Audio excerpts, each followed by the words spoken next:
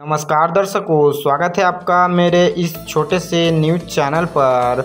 तो मैं हूं आपका प्यारा सा दोस्त सूरज कुमार निषाद और मैं प्रस्तुत करता हूं आपकी विशेष रिपोर्ट BLS इंटरनेशनल हाल की चुनौती, अवसर और इसकी भारत विदेश सेवा। तो अगले 2 घंटे तक हम विस्तार से जानेंगे।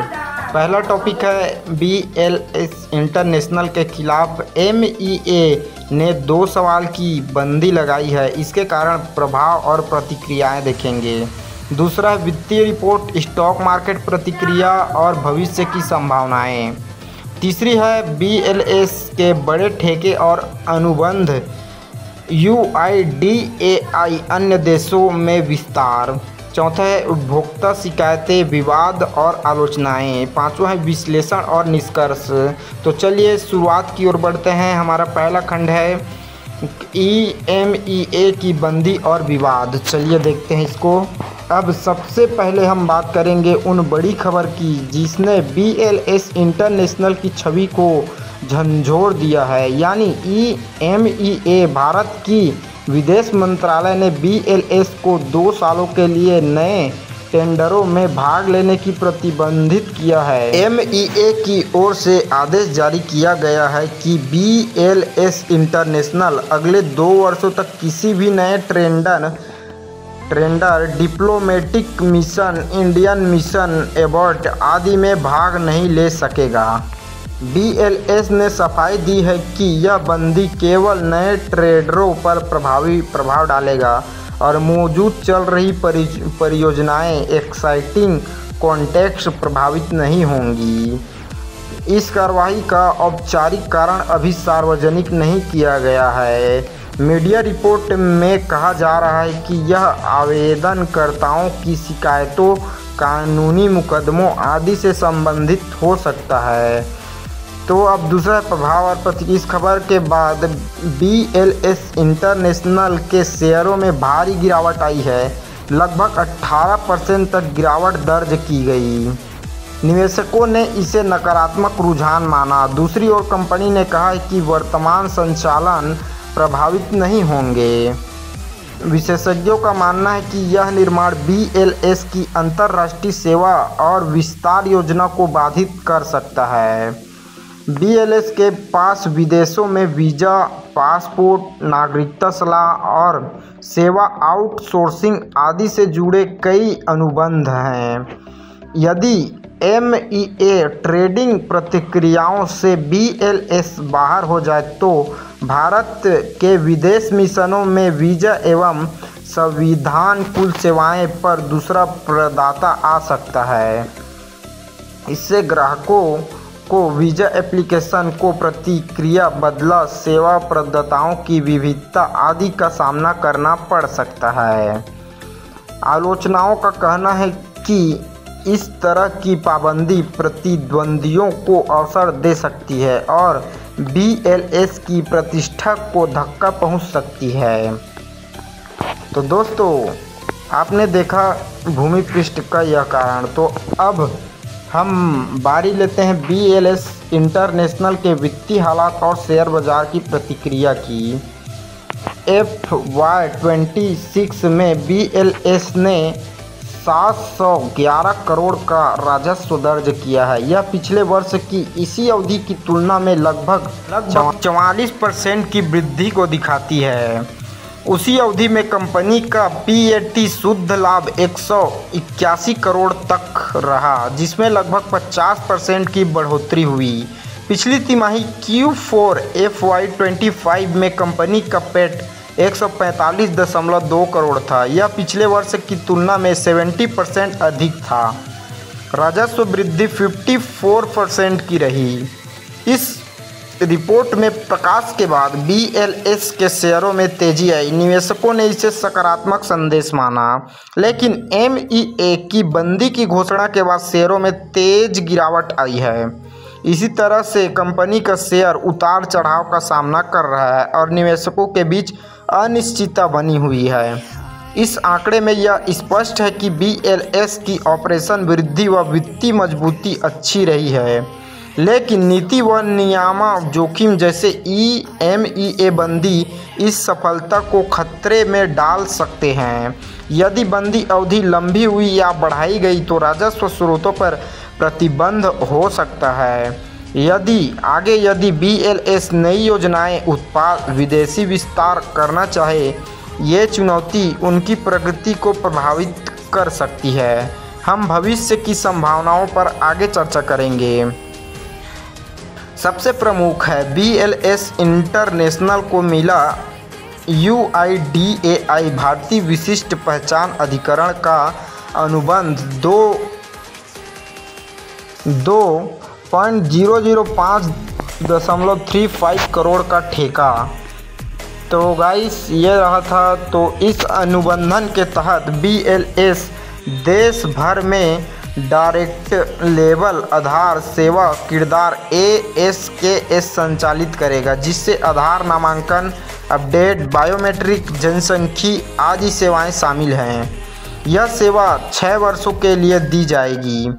BLS ने दुबई स्थित केटीजेन इन्वेस्ट CI कंपनी का अधिग्रहण किया है ताकि नागरिकता एवं निवास कार्यक्रमों में अपनी पेशकश बढ़ा सके। इस अधिग्रहण से BLS को वैश्विक स्तर पर नागरिकता निवास कार्यक्रमों में विस्तार करने का मौका मिलता है। इसके अलावा BLS ने अपने विभिन्न विभागों, टेक्नोलॉजी, वैश्विक सेवा केंद्रों और विकसित करने की योजनाएं सामने रखी है। BLS ने LIC मीडिया कंपनी में साझेदारी ली है। कंपनी में विभिन्न देशों में वीज़ा आउटसोर्सिंग अनुबंध भी बढ़ाए हैं। अवसर आधार सेवा केंद्रों पर विस्तार, नागरिकता निवास कार्यक्रमों की मांग, अंतर्राष्ट्रीय विस्तार, चुनौतियां, नीति प्रतिबंध, प्रतिस्पर्धा, सेवा गुणवत्ता सुनिश्चित करना, प्रौद्योगिकी और डाटा सुरक्षा। यदि MEA प्रतिबंध अवधि खत्म हो जाती है और नए टेंडरों में प्रवेश संभव हो तो BLS को पुनः विस्तार का रास्ता मिल सकता है। लेकिन BLS को सार्वजनिक विश्वास, पारदर्शिता और शिकायत प्रबंधन का विशेष ध्यान रखना होगा। हर बड़ी संस्था की तरह BLS इंटरनेशनल को भी आलोचनाओं और शिकायतों का सामना करना पड़ा है। इस खंड में हम उन मुद्दों पर नज़र डालेंगे। विदेश में BLS सेवा केंद्रों में कई आवेदकों ने शिकायत की है कि उन्हें अनावश्यक शुल्क देने का दबाव बनाया गया है। उदाहरण के लिए कनाडा में कई भारतीय नागरिकों ने कहा है कि BLS द्वारा अधिक शुल्क वसूले गए हैं।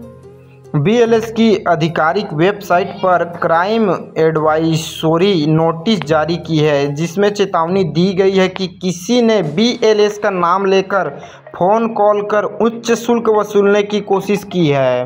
वेब और सोशल मीडिया पर भी शिकायतें मिलती हैं कि वीज़ा, ऑटोमेटेड दस्तावेज प्रक्रिया आदि में देरी होती है, अनाधिकृत शुल्क लगते हैं, ग्राहकों ने संबद्धता नहीं मिली। BLS की सेवा प्रतिक्रियाएं कई देशों में विदेशों में दूतावासों, वीज़ा केंद्रों में मध्यम भूमिका निभाती है। यदि सेवा गुणवत्ता कम हो तो अपने सार्वजनिक छवि को ठेस पहुंचाई है।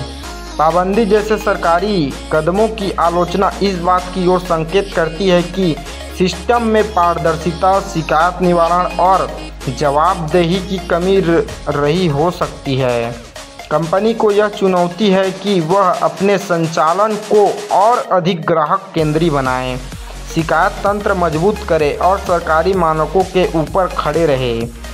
हालांकि कंपनियां कई सार्वजनिक प्रेस रिलीज करती है और अपनी वेबसाइट पर नोटिस प्रेस अनुभव जारी रखती है।